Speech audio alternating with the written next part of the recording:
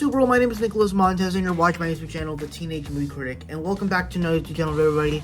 I'm so excited to have you all back here again, and in today's video, we're going to be doing another Celebration of Cinema review. I know I just did one a couple minutes ago, but today we're doing the Celebration of Cinema review for today's date, November 2nd, 2023, for the 22nd anniversary for Pixar's fourth film, Monsters, Inc. For me, this is definitely one of my favorite Pixar films. This is definitely one of the Pixar films that I probably have rewatched the most times, just because of how funny and humor and emotional it is. And it's just like one of the great Pixar movies. So let's go ahead and get started reviewing it.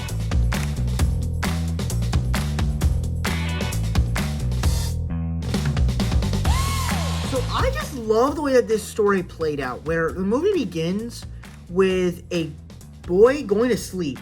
A monster creeps in his room, and it even adds like a little personality that these monsters aren't really all that bad, that they get scared by human things easily, and that it really establishes what the monsters are, and that monsters are scared of the human world. Like, they have to scare children to get their power, but in reality it's kind of the opposite, where kids are technically scared of the monsters, but really monsters are scared of the human world. And that creates this whole thing where without Scream, the city has no power. And then it introduces our two characters of the movie with Mike Wazowski and James P. Sullivan, where Sullivan is like this big time worker scaring children, and it creates this conflict. But even then, it introduces the world of this incredible creative world of monsters. That the thing about and then you get to see them do their work. You get to see all of the monsters come out. You get to see how they prepare for the day, and it's like it has a little good introduction right there, and then it shows you what people kind of do at work, how they prepare for it, and it's such a nice opening to the movie. But at the same time, you introduce this Boo character, and I guess you could say part of this movie plays a little bit into reality, where people are trying to find new ways to gain electricity, where electricity is not simple to pay enough for anymore. So how do we do that? You gotta basically get a human child that snuck through this door, and basically take her scream that can power up the entire city to do that. It's pretty dark stuff. And then I love the ending when once Water News gets arrested, they realize we can't scare children anymore. That's a banning thing now. They realize that way to power our city is through laughter. And I was like, that's a very nice conclusion to end off this story. So I love the movie is so well written. It's so good.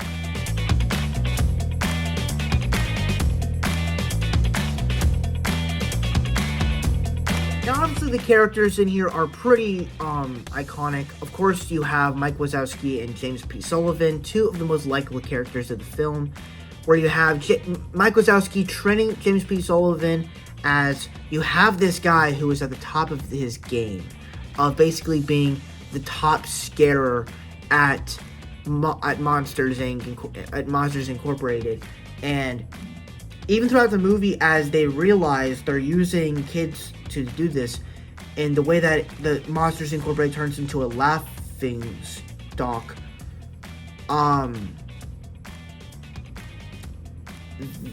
in the way that his character changes, that he's a good guy, it makes it seem like scaring children isn't as good anymore. And in the way they present the scene when he has to scare Boo, he starts to realize what do little kids think of monsters?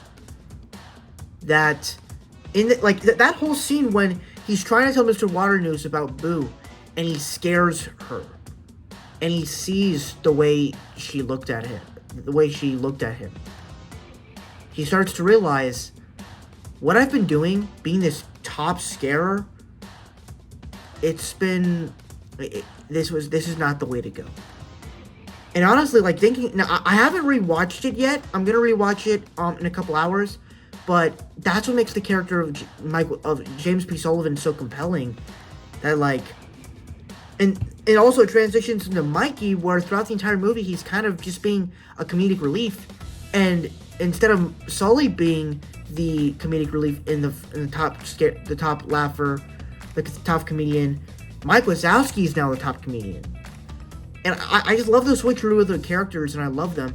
Plus, John Goodman and Billy Crystal, they're a great performance as these characters. Also, to Tiffany Haddish. No, not Tiffany Haddish. Wait, is that her name?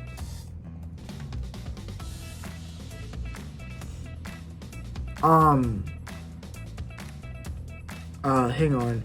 She's the girl that played, the girl from Chucky. Jennifer Tilly. That's who I was talking about. Jennifer Tilly. She's great as, Celia. All the characters are just so much fun. The guy with the sock on his back. We got a 319. We got a 319. Like, it's just iconic stuff. Randall is such a fun character played by Steve Buscemi, and then Water News is also fun and great, but he's also menacing at the same time. Justin also Fungus in here. He's fun. Fun fact: he's played by the guy that played Yoda, Bert, and Grover from Sesame Street, and you can kind of hear him in the voice, and so it's really fun to hear his voice, this iconic voice that's been through many movies. Also playing Fozzie Bear in the Muppets, being in a Pixar movie. He was also in Knives Out, a film I saw in October. So yeah, the characters in here are great.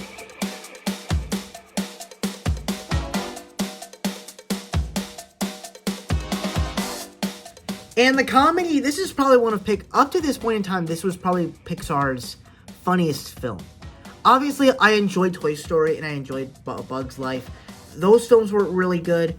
But Monsters, Inc. was like the one where I honestly just laughed out loud the most. Where it was it was built to be a comedy. And it builds into that very well. Where, like, every scene with Boo is just hilarious. Every scene with Mike Wazowski is funny. Which happens to build in the arc of the movie. Which is something why I love it so much.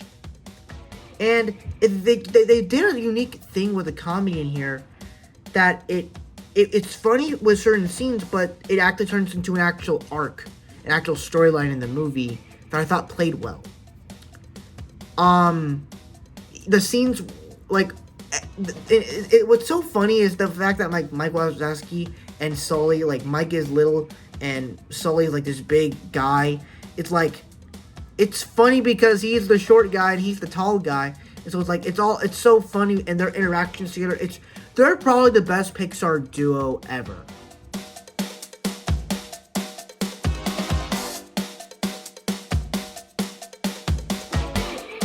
Alright, now the score, it's, obviously I don't talk too much about the scores, but obviously the opening theme of this movie is probably some of the most iconic scores from Pixar ever in the history of animation cinema. It's great. I love the score to this movie, and even the closing when you get Boo saying goodbye to Kitty, it's emotional stuff. The fact that they played that same score in Forky Asks a Question seems kind of weird, because I'm like, wait, isn't that the score for Monsters, Inc.? I'm like, okay. So, yeah, I thought this film was great. It's definitely one of Pixar's best. It's not like my all-time favorite, but it is in my top 10.